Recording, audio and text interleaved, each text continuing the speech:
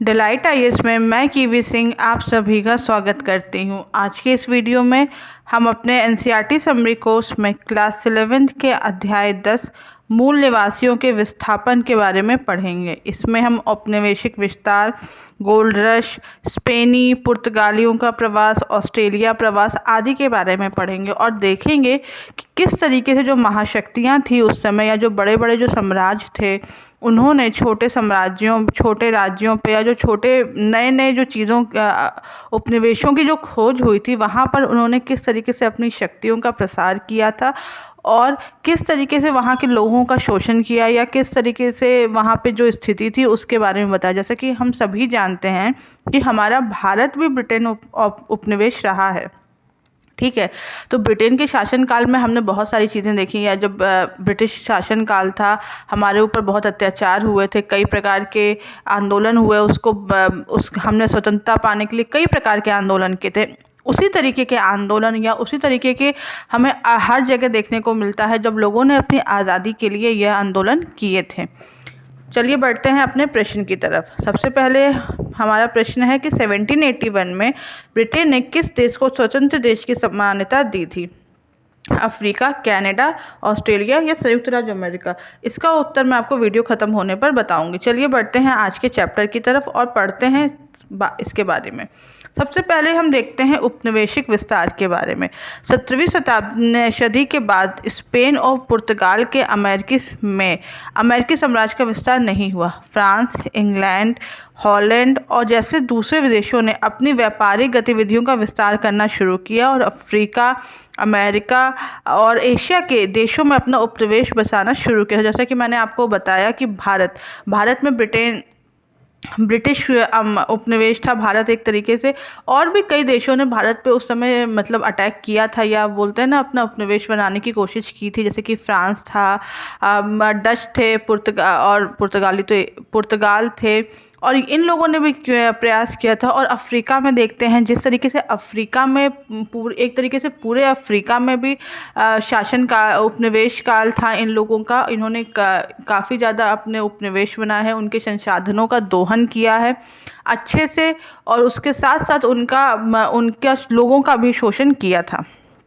हम देखेंगे स्पेन और पुर्तगालियों के प्रवास के बारे में। स्पेनी और पुर्तगाली लोग 18वीं सदी में अमेरिका के और भी हिस्सों तथा मध्य उत्तरी अमेरिका, दक्षिणी अफ्रीका, ऑस्ट्रेलिया तथा न्यूजीलैंड के इलाकों में यूरोप से आकर बसने लगे थे।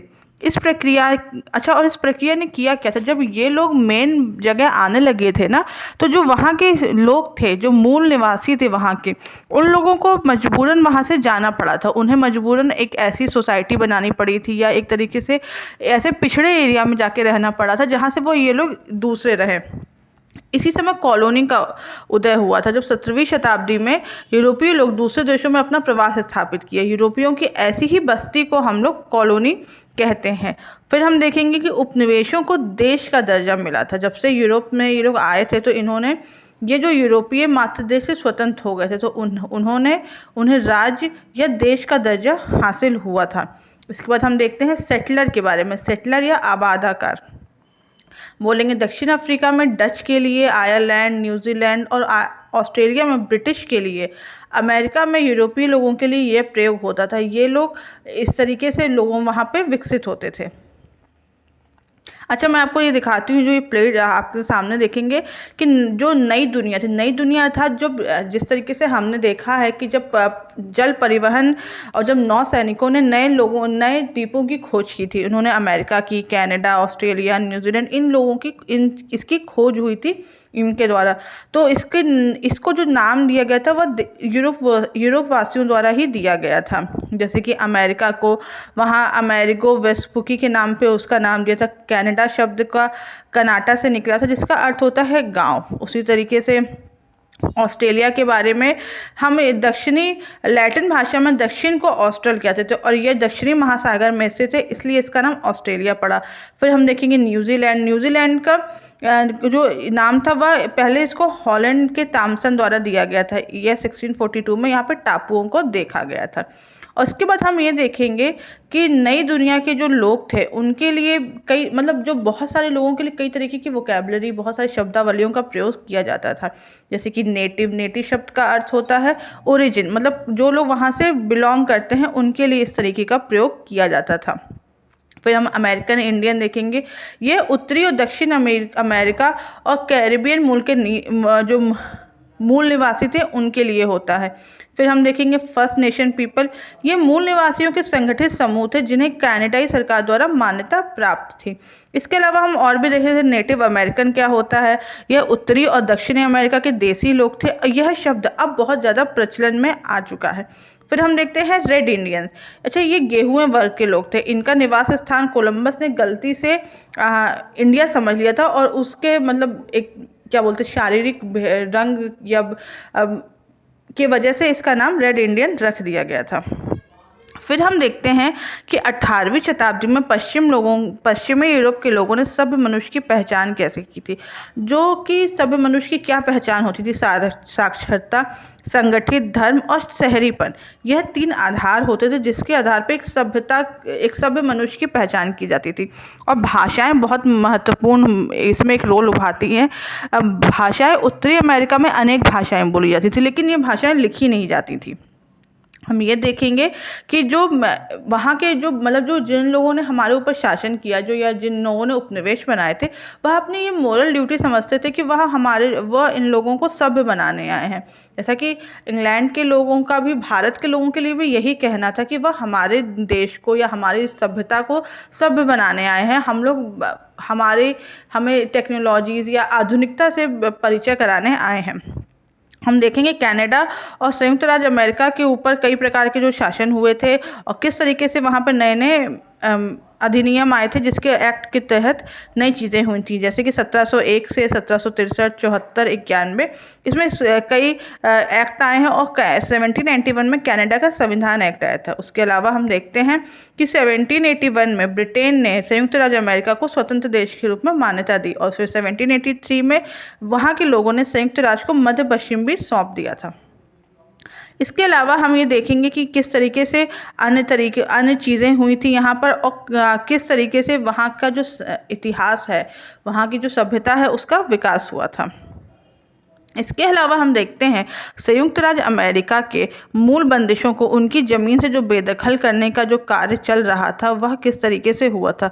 ब्रिटेन और फ्रांस के आए कुछ प्रवासी ऐसे थे कि जिनको अपनी जगह पे, अपने जहाँ देश में वो रहते थे वहाँ उन्हें छोटा होने की वजह से मतलब वहाँ पे उन्हें पिता की संपत्ति का उत्तराधिकारी नहीं घोषित था, तो वह अमेरिका में आए। उन्होंने अपना वहाँ पे कुछ ज़मीनें खरीदी और वहाँ मालिक बनकर रहने लगे थे। इसके अलावा कैथोलिक प्रभुत्व के देशों में रहने वाले प्रोटेस्टेंट और प्रोटेस्टेंटवाद समर्थक देशों के कैथोलिक अनुयायियों ने यूरोप छोड़ दिया और यहाँ पर एक नई जिंदगी जीने के लिए बस के आए थे और अमेरिका में बस गए।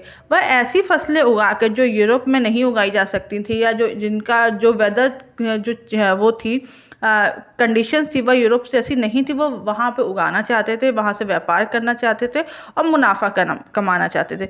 और इसके साथ सबसे बड़ी बात यह है कि वह जो वहाँ के जो मूल सब लोग थे, जो वहाँ की जो मूल सभ्यता के लोग थे, मूल निवासी थे, वह उनको वहाँ से बेदखल कर देते थे और वह उन्हें बेदखल करना गलत भी नहीं मानते थे, क्योंकि उनका मानना था कि उन लोगों को मतलब जो वहाँ के मूल निवासी हैं उनको ज़मीनों का प्रयोग करना नहीं आता था। और वह बेदखल करने के लिए क्या तरीके अपनाते थे? वह धोखाधड़ी से ज़मीन ले लेते थे, पैसे देते थे लेकिन वादा खिलाफ़ी कर देते थे और पैसे दे के मुकर जाते थे। ज़मीनी बिक्री समझौते पर दस्तखत कराने के बाद उन्होंने वहाँ के जो मूल निवासी थे उनको वहाँ से हटने के लिए बाध्य किया था। और इसके साथ हम देखेंगे कि चिरोकी कबीले को खदेड़ने के लिए अमेरिकी फ़ौज का भी उपयोग किया गया था। ज़मीन के अंदर शीशा, सोना या खनिज पता चलने पे वहाँ के लोगों को उनकी स्थायी ज़मीन से धकेल दिया जाता था। हम देखते हैं गोल्ड रश के बारे में। गोल्ड रश क्या था? 1840 में संयुक्त राज्य अमेरिका के कैलिफोर्निया में सोने के कई चिन्ह मिले थे। इसे हम गोल्ड रश के जन्म का उदाहरण देते हैं।